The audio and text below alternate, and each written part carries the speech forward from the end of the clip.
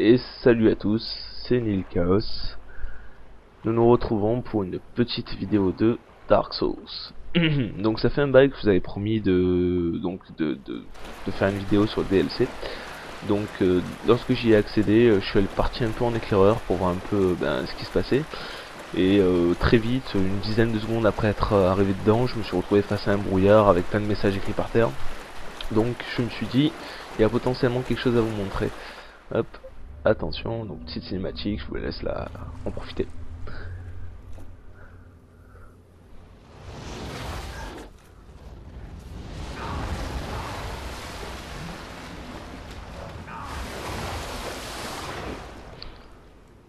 Alors c'est bien classe quand même, comme d'habitude dans Dark Souls, même quand on rentre dans un DLC, scénaristiquement rien ne vous est expliqué.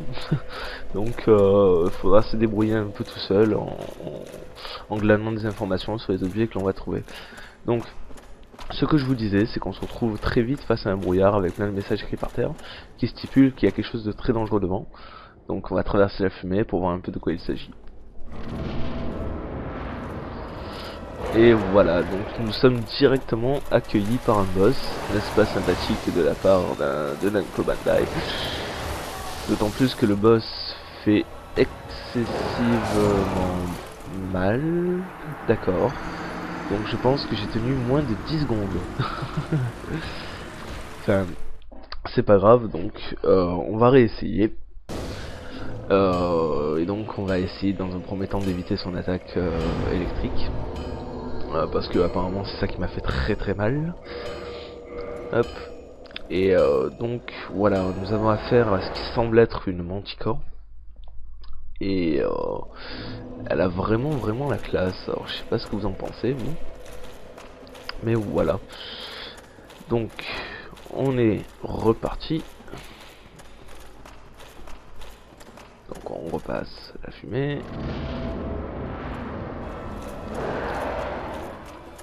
Ouais, effectivement, je confirme, c'est bien une manticore et ça a bien la classe. C'est limite dommage d'essayer de tuer un boss ou peut-être un mini-boss. Je saurais pas vous dire la différence vu que dans Dark Souls, on se retrouve parfois avec des boss qui deviennent plus tard des ennemis normaux. Donc j'espère que ce sera pas le cas avec celui-là parce que sinon ça risque de devenir très tendu. Hop. D'accord, donc. Alors, aussi, ce qu'il faut savoir, c'est que très souvent, dans ce jeu, il faut apprendre les patterns des boss. Et ensuite, ça devient beaucoup plus facile de les battre. Mais il semblerait, alors je dis bien il semblerait, hein, c'est au conditionnel, que ce boss-là ait plus de patterns que ceux du jeu original. Donc, à voir. Ah, donc oui, on peut attaquer sa queue, donc je suppose que comme pour certains boss de Dark Souls, on puisse récupérer une arme en lui coupant la queue. C'est le cas notamment du dragon rouge, de la gargouille, et sûrement pas mal d'autres. Donc on verra bien. Aïe. D'accord, donc ça c'est une attaque au corps à corps. Ok.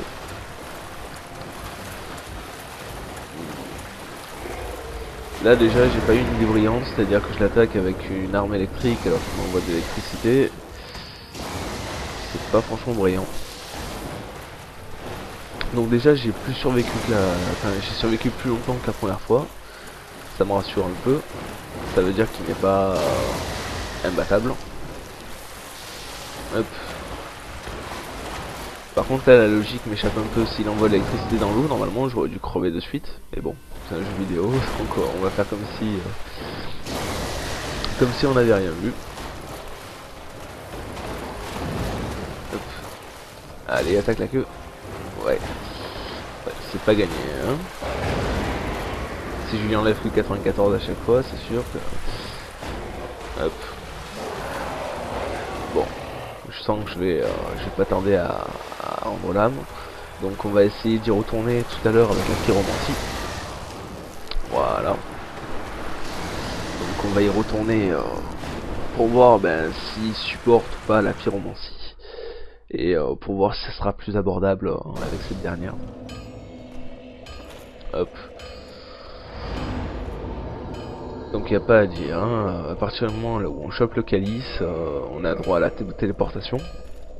Donc avec le calice royal, et ça nous enlève pas mal l'épine du pied parce que ça nous évite d'avoir à faire des allers-retours perpétuels à pied. Donc voilà, c'est très utile. Donc on va utiliser la grande boule de feu du chaos. C'est pas une attaque légère, normalement elle fait très mal. Donc on va voir les dégâts qu'on peut potentiellement lui faire avec. Si j'arrive à le bloquer. D'accord, je l'ai raté. Ah, 316. Ouais, disons qu'on va pouvoir s'en servir pour l'affaiblir un peu et enfin le finir à l'épée. Hop. Non, c'est pas ça que je voulais faire. Non plus. On recommence.